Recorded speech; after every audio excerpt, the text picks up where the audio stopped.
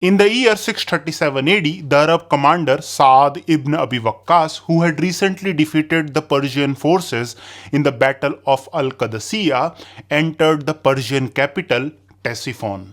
5 years later, the Arabs were able to successfully defeat the Persian forces in the Battle of Nahawand. With this loss, any hope of a Persian recovery was now lost. The fate of the Sassanid Empire was now sealed. The disappearance of the once powerful Sassanid Empire meant that now there was no longer a buffer state that existed between the Arab Caliphate and the Indian subcontinent. Now the Arabs could move their forces swiftly for a future Indian invasion. Earlier, in around 636 AD, the Arabs did raid 3 Indian ports, but nothing major was achieved from it. The Arabs, in order to penetrate deep into India, needed overland access. And now, when the Sassanid Empire had all but disappeared, they had the chance. It was during the reign of Caliph Umar that the first Arab naval raids on Indian ports were carried out. And if we are to believe Chachnamah, the 13th century work on Sindh's history, a land invasion of India too was planned during his reign. The aim of this invasion was to conquer the region of Makran and Kirman. In the Arab sources, we find that the region of Makran is called Farj Al-Hind, which means frontier of Hind. During this period, although the region of Kirman was in the hands of Persians, but Makran came under the control of the kingdom of Sindh. Just like the naval expedition, the result of this land invasion too is a matter of debate. If we look at Chachnamah, there is no mention of any fighting or victory, and it appears that the army was recalled by the caliph before it ventured deep into Makran and Kirman. The assumption that this Arab expedition never reached the region of Kirman or Makran is also supported by the fact that one of the most important early Arab sources that talk about these early conquests, Kitab Futuhu al-Baldan, which was written by the famous 9th century Arab historian Al-Baladhuri.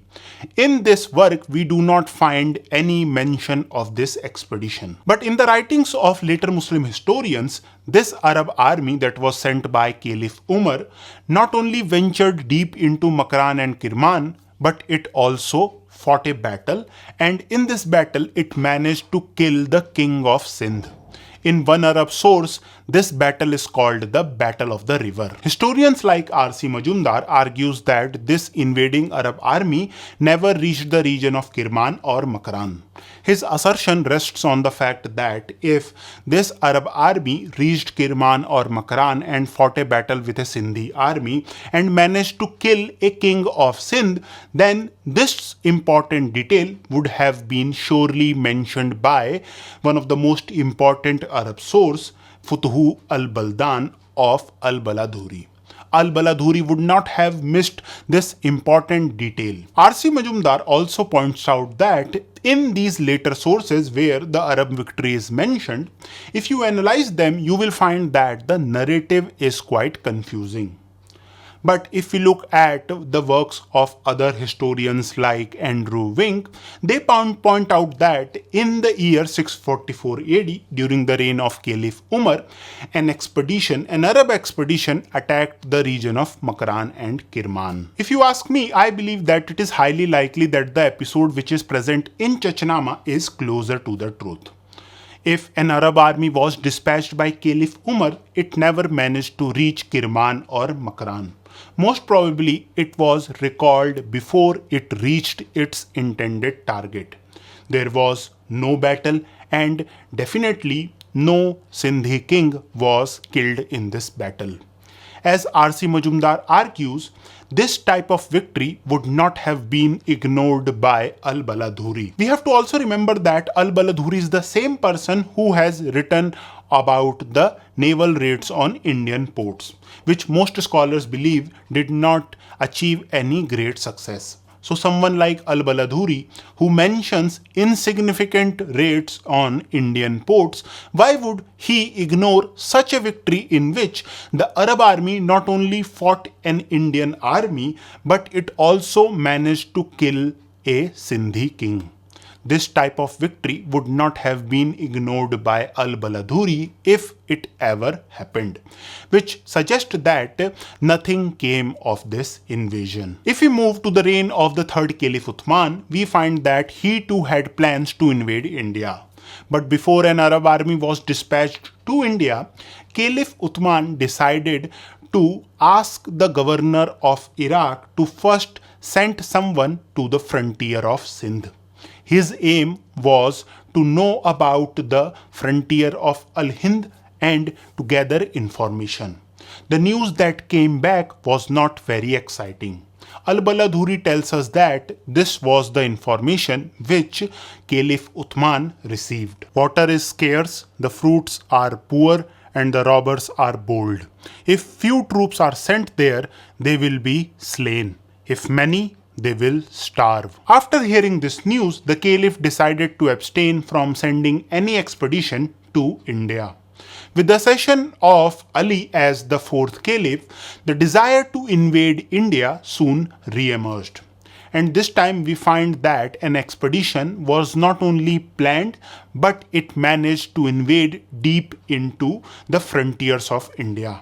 This invasion happened in 658-659 AD. In this Arab army, there were large number of nobles and chiefs, and the desire was to gain large booty and slaves. Al-Baladhuri tells us that this Arab army managed to march unopposed as deep as Al-Kikan. Al-Kikan corresponds to the present-day region of Kelat, which is in Balochistan. Having reached Kikan, the Arab army fought a great battle in which they suffered a great defeat. The leader of the army and most of his followers were killed in this battle. However, if we are to read Chachnamah, we get a very different story. According to Chachnamah, there was no Arab defeat. The Arab army was victorious and it did not manage to invade further into Sindh because the news of the murder of Caliph Ali had reached the Arab army and they decided to turn back. So this was the reason, according to Chachnamah, why the Arab army which had won the battle did not penetrate deep into Sindh. But there is a problem in this narrative. The information about this Arab victory, according to Chachnamah, is based on the narrative of someone called Amir. Now, who this Amir is, you might ask, and why is he so important? Amir is important for us because he is the son of someone called Haris.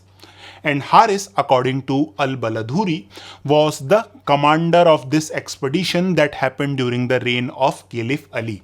And Al-Baladhuri tells us that this Arab army was annihilated. So basically, the information of Chachnamah is coming from the son of the Arab commander whose expedition had failed miserably.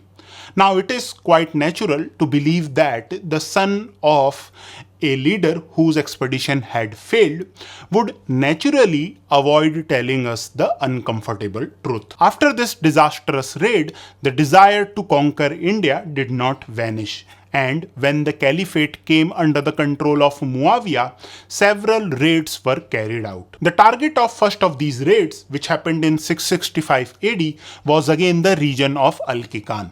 And like the previous attacks, this raid too failed miserably. If we talk about the second raid, it encountered some success earlier, but in the end, it too experienced the same fate. Finally, in the third major expedition that happened in the reign of Muawiyah, the Arabs managed to conquer the region of Makran, the frontier of Al-Hind. The leader of this expedition was Sassan, and under his leadership, the Arab not only managed to conquer the region of Makran, but an Arab garrison was stationed in this region. Makran became an Arab headquarters for not only planning and launching campaigns deep into Sindh, but from Makran, campaigns were launched deep into Afghanistan as well.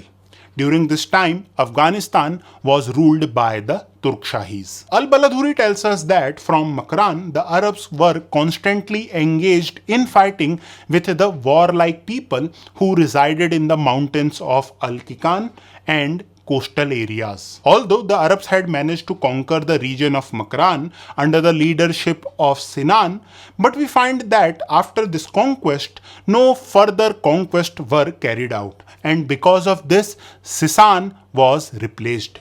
In his place, a new Arab commander named Rashid was appointed. The kind of resistance which the Arab faced in this region during this period can be seen from the fact that Rashid, who had become the new Arab commander, was killed in one of these Arab raids. After the killing of Rashid, the previous Arab commander Sinan again returned to Makran. And in one of his raids, he was able to penetrate deep into Budhiya. Budhiya was the province of Sindh. And in this raid, Sinan suffered the same fate as Rashid has suffered.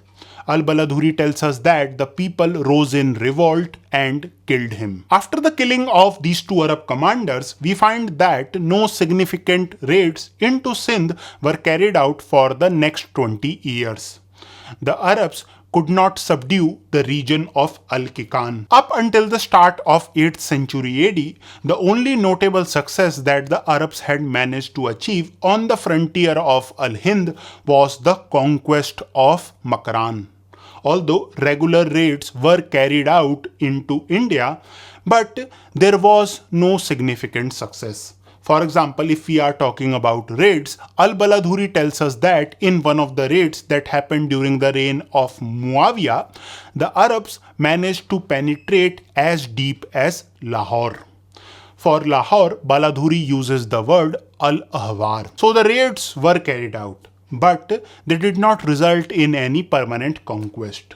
For the time being, the kingdom of Sindh had managed to hold the Arabs at the borders of Sindh. One of the main reasons why the Arabs at the last 2 decades of 7th century AD could not penetrate deep into Sindh was the Second Civil War that gripped Caliphate at the end of 7th century AD. In the Arab sources, this civil war is called the Second Fitna. This Second Fitna or the Second Civil War ensured that the kingdom of Sindh would have some respite from the repeated Arab incursions that had begun in the middle of 7th century AD. But if the rulers of Sindh had thought that the threat from the west had subsided, they were wrong. Because in the year 694 AD, the governorship of Iraq came into the hands of someone called Al-Hajjaj. At the start of 8th century AD, the attention of Al-Hajjaj shifted towards the Indian frontier. What happened next will be covered in a future video. But you can watch this playlist to know about the early history of Sindh. I have started from ancient Sindh to the Brahmin dynasty of Sindh, whose one ruler was the famous Dahir. If you like this video, do subscribe. Thank you for watching.